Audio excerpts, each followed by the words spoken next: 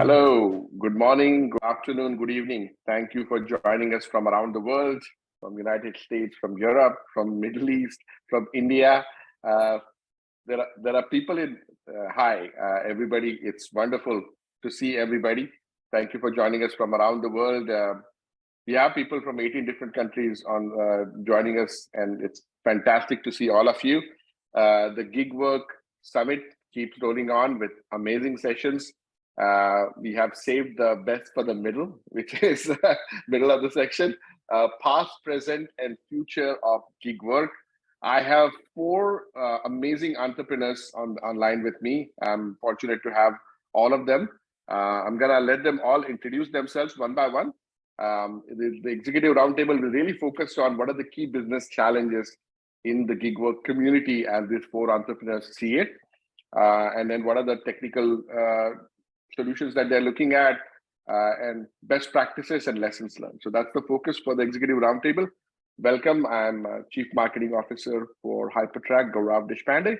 With that, let me hand it off to the first panelist here, Christine Ricci from Liquid Mobile. Christine, would you like to introduce yourself to the audience? Yeah, hi everyone. Super excited to be here. Love the panelists, such a great crew, and excited to be in front of this group. So thank you. Wonderful, thank you, Christine. Over to Connor in Dublin, Ireland. So from United States, Kansas in the United States to Dublin, Ireland. Connor, would you like to introduce yourself? Yes, thanks, Gaurav. Yeah, so my name's Connor Lyons. I'm an associate founder and product manager and a few other things, like a lot of startups. I wear a lot of hats. And it's a pleasure to be here today to talk about the gig economy. Just for context, Gigable is a platform that connects freelance local workers with local businesses in their area for shift work. And we operate in the UK and Ireland. Awesome.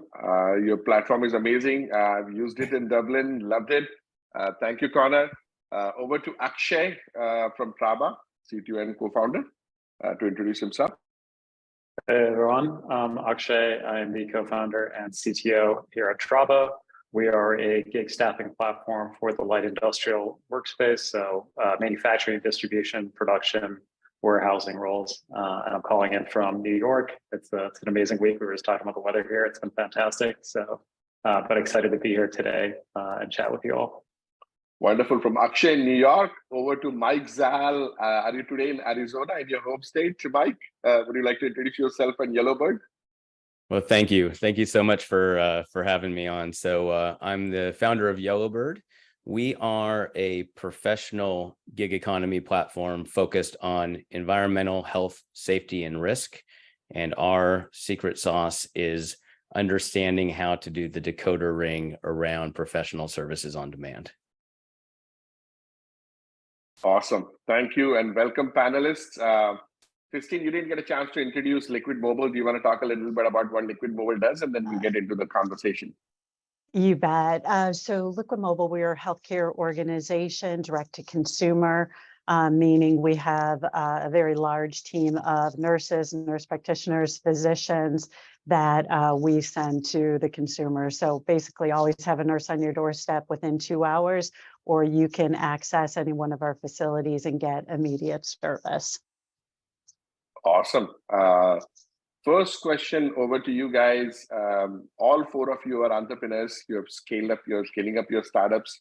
What are the key business challenges in recruiting the workers? Because there are two sides of a on-demand labor marketplace or a professional work marketplace. One is the talent of the workers, and the other side is, of course, the employers. Let's talk about the talent first. Christine, if you would want to start us off saying, how are you recruiting in your healthcare staff for your work?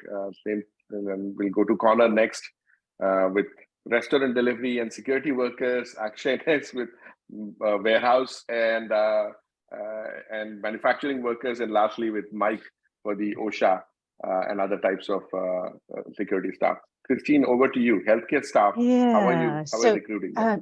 So on the healthcare side of things, gosh, knock on wood, I feel like we are blessed in this space, and that if I post a position for a nurse, I typically get hundreds and hundreds of resumes in for a single position. The alternative for them is a hospital environment, which is hard. And so if they have a choice between a hospital environment where it is very, very tough, or a position when they get to pick their schedule, the days that they're going to work, the hours that they're going to work, when they want to do more shifts, when they want to do less shifts, and they have control, they definitely will lean more towards an environment where they have control. So we've been fortunate enough that that the talent's out there, and we're really able to recruit them into the organization. Retention's always hard. So you have to drive engagement, you have to drive celebration, you have to make them feel great about who they are and what they do, and really constantly recognize their successes. But if you have that component tied with the recruiting component, it tends to be a good combination. Very good. Thank you, Christine. Over to you, Connor. What does the recruitment look like in Ireland and UK for your restaurant delivery workers, security workers, and the rest of it? Yeah, it's an interesting challenge. Our marketplace. So first of all, we are like an open marketplace. So it's up to kind of businesses to kind of decide who they want to hire. So the challenge for us is really to provide all the information to that business owner.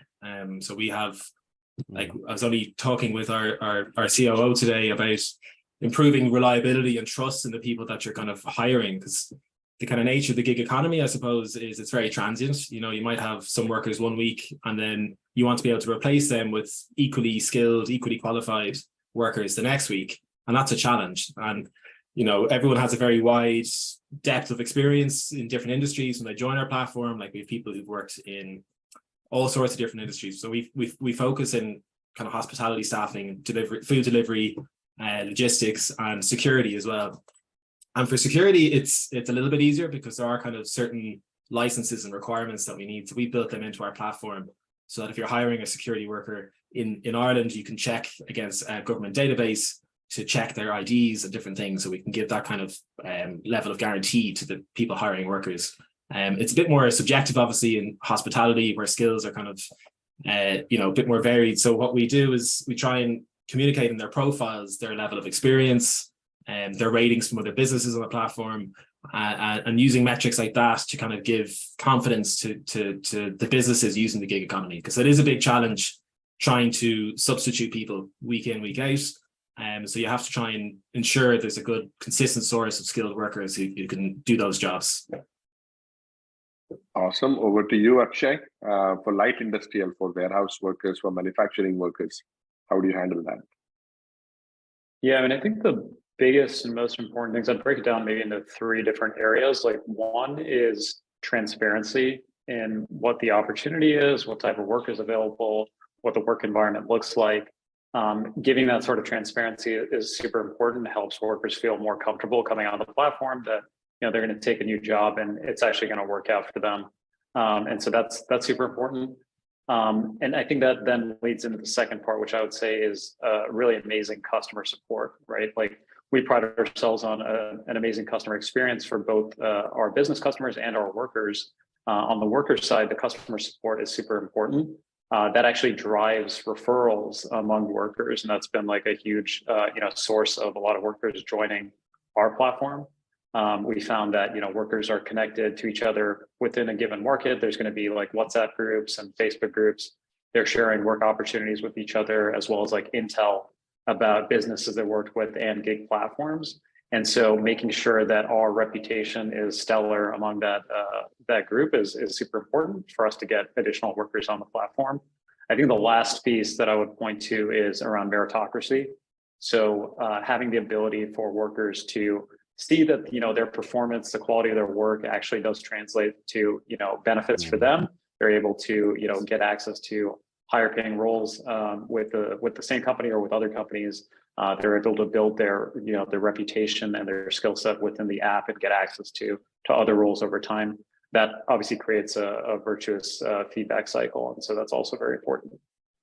Very cool. And I'm going to pick up on that. The quality of work is critical when you're talking about light industrial, about warehouse workers, about production job workers. Equally important on your side of the gig work, right, Mike? I know we have talked about this quality of OSHA inspector, quality of environmental safety inspectors. You want to talk a little bit about how you go about recruiting them and how do you convince the employers of the quality of your workers? Yeah, and for clarity, just so you know, OSHA is just one small aspect of what we do. I mean, we really do.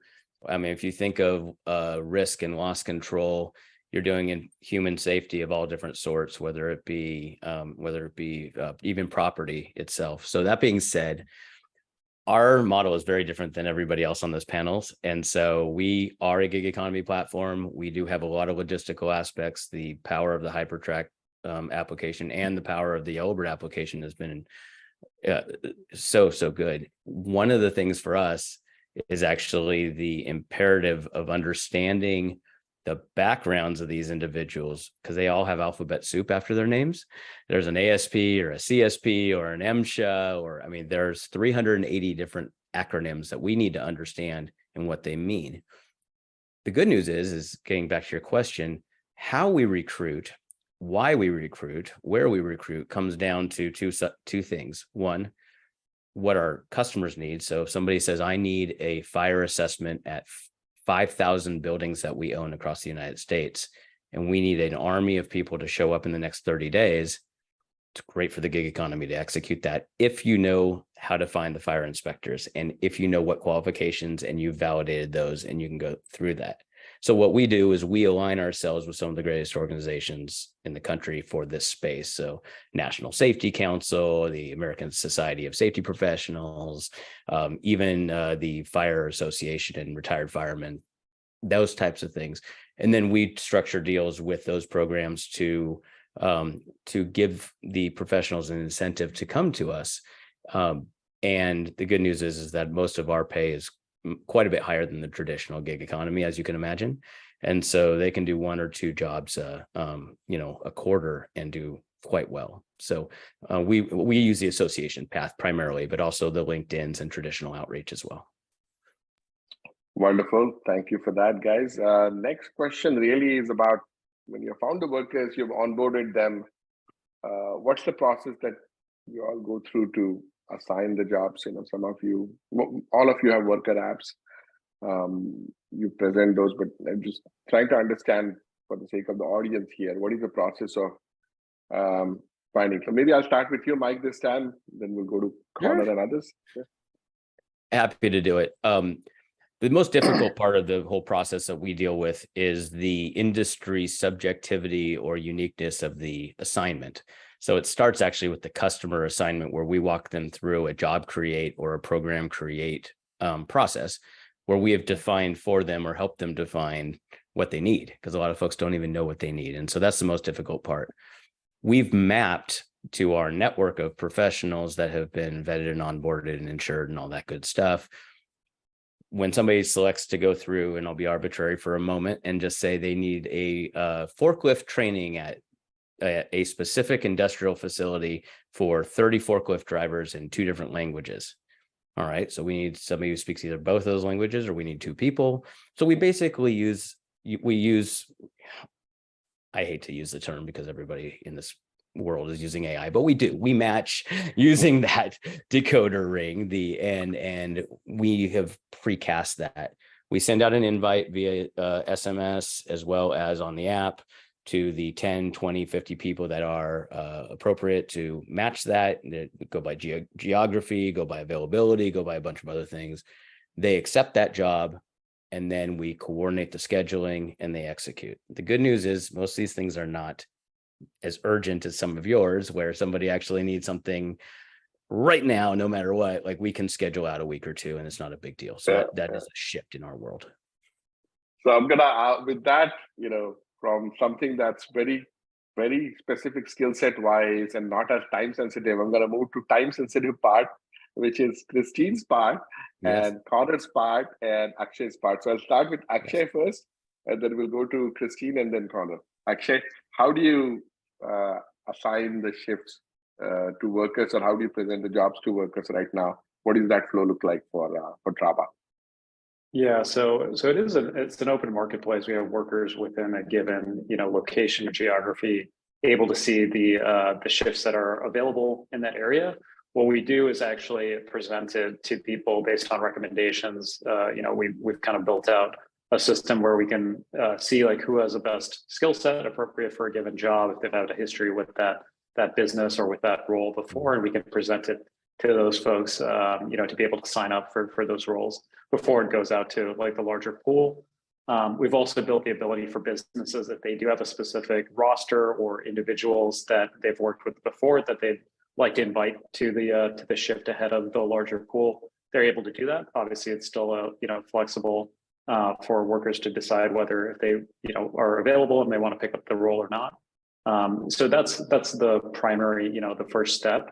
From there, like if we're looking at a late or last minute type of fill, a shift that gets posted maybe a few hours before, or an increase in capacity that's required maybe the night before or the day of.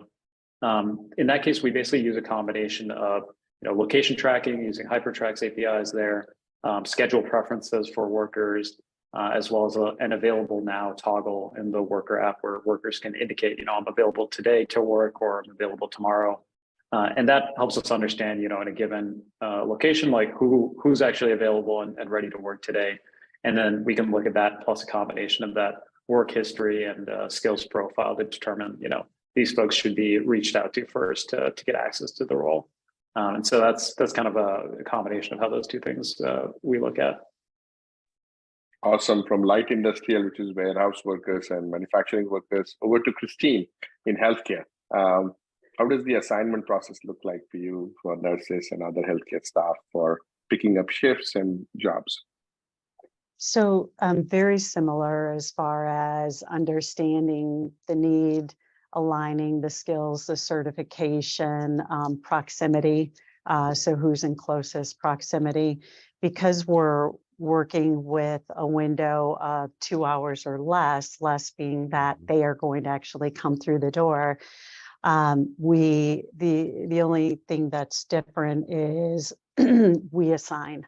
So it's not a choice as to whether somebody wants it or not. If you are on the schedule, we will assign. So folks have to be ready to be able to be dispatched and on a doorstep within a 2-hour time frame.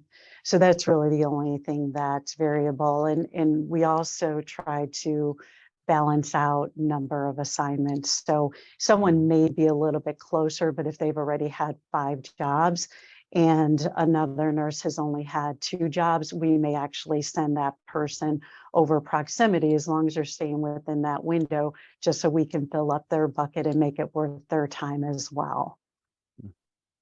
Awesome. Connor, over to you in Dublin and UK. How are you managing this? Yeah, so a very similar solution at a high level to what Akshay was describing. So again, ours is a marketplace, and businesses will post jobs on the platform, and they'll be viewable then to freelance workers on a mobile app, and they'll be looking for what we call gigs, or essentially just short-term shifts, which might be 7 or 8 hours long in their area. So they can filter by different job preferences, and they can find jobs that suit their schedule. And all of this information then is very useful for us. So if a business posts, we always try and encourage businesses to post their gigs a couple of weeks in advance so they can accumulate applicants, right? And it's up to the business then to decide, of course, who they hire. In cases where it's a bit more urgent, or if it's a last minute gig that might have been posted a few hours in advance, we do try and leverage network effects where we can. So we know people who've worked that business previously. We allow workers to follow businesses as well, so they'll be alerted about jobs with that particular business if they're interested. And then we also use geolocation services to know what workers are in that area, and we can send out push notifications to maybe invite them to jobs at the last minute. So we kind of try attack it from all angles. We have a few kind of tools at our disposal, and we try and leverage network effects and kind of simple recommender systems where we can, just to try and leverage the data that we have, because we have all the information there. We know when people want to work, we know the types of jobs they want to do. So, it's not that difficult to try and find the right people. You just have to have the right tools and to know how to go about solving that problem, I think. Do you incent the network effect? Do you provide some kind of a incentive for folks to refer somebody else over? For referrals, no, actually, and similar as Akshay was describing, it is a very close-knit community, we find, the gig economy, and workers in that community, you can have this picture in, I don't know what it's like in the US, but I'm sure it's very similar, where you see guys with Deliveroo, Uber Eats bags on their back. Oh yeah. They're all Oh, yeah. friends. They're all hanging out in the corner and they're all talking, and they're very close-knit communities. So we actually find word of mouth is being a phenomenal recruitment tool for us. We do spend money on like Facebook ads and different channels like that to try and spread awareness. But we find that once workers find out about us, and we're a little bit different in that we give kind of consistency and a lot of transparency around pay, and we offer health benefits that they don't get in other platforms. And all of a sudden it's a no-brainer. So that message spreads. And once you have the right platform, giving the right benefits, offering competitive pay and transparency, the word spreads. So I have another question. I'm gonna do your job for your second, Gaurav. So Akshay, I've got a question for you. How far out can people make themselves available? You said that they can actually book themselves on or state available on your platform.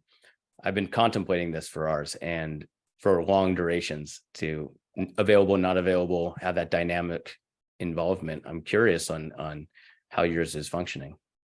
Yeah, so we basically have two kind of ways to do this. The first one is more high level, like schedule preferences. And so this is in their profile. They would indicate just at a high level, like I prefer to work, let's say, nights, mornings, afternoon, throughout the day, weekdays, weekends. And that's just high level, like, if you're someone who's taking like you have your full-time job, maybe, and you're trying to supplement and you're only available on weekends, you can indicate that. And so that's a high level availability. The other piece that we added, this was, I think, earlier this year, was the available now or available tomorrow toggle. And so that is immediate access, right? It's like, today I am available, super high signal in that sense. They've come onto the app, they've been looking for something. They didn't find, a job that was available to fit their requirement, but they indicated I'm available if something comes up. And so we basically have these two at the two extremes, like, super high signal on like what's happening today or maybe tomorrow, and then higher level, like what your preference is. What we found is that if we have, people trying to indicate availability a week out or 2 weeks out, a lot of times that changes and people don't actually come back and update their schedule. And so you end up with outdated data. And so we sometimes see that actually with our waitlisting capability. So if a shift is already full, you can sign up for the waitlist. And so let's say a shift is coming up next week, maybe 7 or 10 days out. We have people jump on the waitlist today. What we found is that when we, maybe we end up needing to reach out to folks on the waitlist the day before the shift, what we found is the people who signed up for the waitlist previously, the older that sign up was, the less signal that actually has versus someone who signed up for the waitlist maybe the day before the shift. And so we've biased towards, the data points that are closer to the actual shift, more recent, as those are typically more accurate as well. Awesome. Thank you. Awesome. It's very helpful. I'm gonna ask question now of Akshay and Mike, and I know pretty sure Connor and Christine have an opinion also. The bane of existence, what I've been told by gig work marketplaces founders, is surprise no-shows and last-minute cancellations. So I'm gonna start that with Akshay, and then we'll go to Mike, we'll go to Christine and Connor after that. Akshay, how do you avoid surprise? How do you deal with surprise cancellation, last-minute cancellations, no-shows? Yeah, that's a great question. Yeah, this is obviously a pain point because it causes a lot of operational headache and obviously a poor customer experience when it happens. And so something that's super important for us to be able to handle that case. We basically have like several layers of protection essentially around this, right? So we have a pre-shift confirmation that goes out. We basically ask workers to go ahead and go into the app, confirm that they're still good to go to the shift, that they're able to make it. If they don't actually do that confirmation, we end up sending them an automated call that asks them the same question, like, hey, are you going? If not, you may be removed from the shift. And so that's one way. A lot of times, if we'll have someone who actually does have a conflict that came up or something like that, they'll end up, dropping off the shift at that point. In those situations, essentially what we do is then kick off that automated AI backfilling process that I talked about in the keynote earlier. And so that is actually reaching out to folks who are in that list of people who, been joining the wait list, who've indicated availability today. And so we kick off an automated process there to go through and actually go down that list of workers who might be a good fit for that role to do a last minute replacement. And so it's basically, those are, a combination of things for that late cancellation scenario. Now for the no-show scenario, this one we get ahead of actually, using some of the location data we get from Hypertrack, right? So leading up to the shift, if we can see that someone actually hasn't left their residency, they're not on their way, their ETA is stalled or increasing. That's when we have like a signal on our end that this person's actually not going to make it on time, or they're not going to make it at all. And we could also kick off that process. So even if they did confirm ahead of the shift that they were going to go, but then they haven't actually moved, we can kick off that same process and try to get a replacement last minute. Awesome. Oh, thank you for that shout out, Akshay, to Hypertrack. Mike, over to you. How are you guys handling this surprise cancellations and no-shows? I have a feeling you might have known he was going to mention that. Good on you. Good on you. So funny enough, we actually don't have very many of these scenarios. The problem that we have actually is when our customer adds friction into the process. So they say, oh, you can't go out until 4 weeks from now, or we need to coordinate with an end customer and have them confirm the day of. And so I'm trying to get somebody, we as an organization are trying to match a pro with the right qualifications as available, which there's no skin in the game for them. We have not paid them yet. And it can be very frustrating. So we get ahead of it from that perspective, doing very similar process to Akshay's. In fact, I'm going to compare notes with you at some point, but very similar process where we are automated following up, making sure that people are have everything that they need, that they are prepared on both sides of the platform to avoid that. The good news is that most of the types of gigs and jobs that we're doing tend to be a higher, we're not a churn company. We actually do relatively high GMV, relatively high duration. So comparatively, you're not dealing with minimum wage or relatively low income. So you get a different type of worker many times, not always, but that seems to be the case with us. Thank you, Mike. Christine, over to you for healthcare, staffing for the nurses, last minute cancellations. How are you dealing with that? A little bit similar to Mike. Plenty of reminders going out for both the customer and the clinician. So the information's out there. For the clinician, we take a pretty hard stance in that it's not an option. It's not an option to not show, and you need to be on the doorstep, in fact, 15 minutes before the appointment time. And so, again, knock on wood, but we don't see that and experience that. If we do, it gets stopped right away. On the customer side of things, we communicate it verbally, text, email, and it's in the contract that they sign, what the cancellation rules are. So we take a pretty hard stance on that as well. In fact, we don't want to be the judge and the jury. We don't want to decide when we will charge a fee, not charge a fee, because that just muddies the waters. We define the rules, and then the team follows those rules. And in the system, we have the system set up to follow those rules as well, but we try to communicate it as much as possible beforehand. We also communicate, though, when that cancellation fee is incurred, 100% of it goes to the clinician. So the clinician doesn't feel shorted. The customer doesn't feel like, they just took my money. They know that clinician put their time aside. They didn't get any other appointments because of that time frame. We're going to give 100% of that to the clinician. So it tends to help smooth things over for the clinician that lost that opportunity, but also for the customer knowing where their cancellation fee went. Awesome. Thank you, Christine. And great to see that you're treating your workers fairly and generously. Over to you, Connor. Last minute cancellation, is that a factor for you? Yes. Unfortunately so, yeah. No, it's similar to what everyone's been describing, really. You know, we have wait lists similar to what Akshay was saying. So if somebody does cancel, we kind of define a late cancellation as within 24 hours. We find within that time, it's a bit of a challenge to find a replacement. If it's been greater than 24 hours, we can find a replacement. We're usually pretty confident of that. So we actually only penalize the freelance workers who use our platform for cancelling within that time period, to further incentivize them to cancel on time. You know, so we had a problem before that behavior change, where people, if they're going to cancel, they would leave it until the day before or a few hours before, instead of telling us when they decided they were going to cancel or not show up, which is never a good thing. So it's about incentivizing that behavior as well. So encouraging people to cancel and not making it something they're afraid to do, So we have wait lists. We also allow our business users to save a favorites list, which is kind of like a reserve list for them.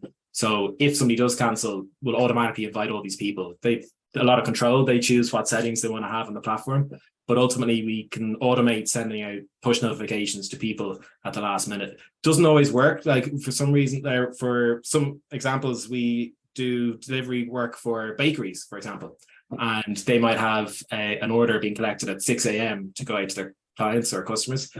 And if you cancelled at 6 a.m. or 5:30, and it happened this week, in fact, for a gig for one of our customers, there's very little you can do at that time of day. At 6 o'clock in the morning, you could send push notifications out to the whole world. Everyone's in bed, So there is challenges in the industry. I think it's about accepting some things you can't fix, like that. That's part of the hospitality industry. Businesses who work in hospitality are all too familiar with no shows and people cancelling at the last minute. It's unfortunately part of the industry, but we do solve it, or try to solve it, with the tools that we do have. So it's about sending out push notifications, using those wait lists, automations that we have. We're actually planning, I'll do another name drop for Hypertrack. We're planning on using your nearby search API as well to try and find people who are available at that time, who are in the close proximity to that business. And again, it's all about finding, there's people out there that will do the job, but it's just trying to find them and bring them to the business. That's the big challenge for us. Awesome. Thanks a lot, Connor, for joining us, Christine, Akshay, and Mike. We could chat on for another hour, but we're at the top of the hour. You already addressed the question about what contingencies do you guys put in place in case of no-shows and surprise cancellations. So that seems to be a hot topic. What I would do is invite you guys to write a blog with us about this topic, if you don't mind, and we'll be releasing those over the next couple of weeks to actually share more of your insights. With that, I would like to thank all of you. The session after this is the solution showcase, which is showing light industrial, healthcare, and delivery. 3 different industries on how Hypertrack delivers operational excellence there. So if you're wondering about how to avoid surprise cancellations or deal with those better with technology, do join us for the next one. Or if you're not able to join us live, then listen to the recording. Thanks a lot. Have a great day, everybody. Bye. Thank you. Bye-bye. Thank you. Thanks, everyone. Bye.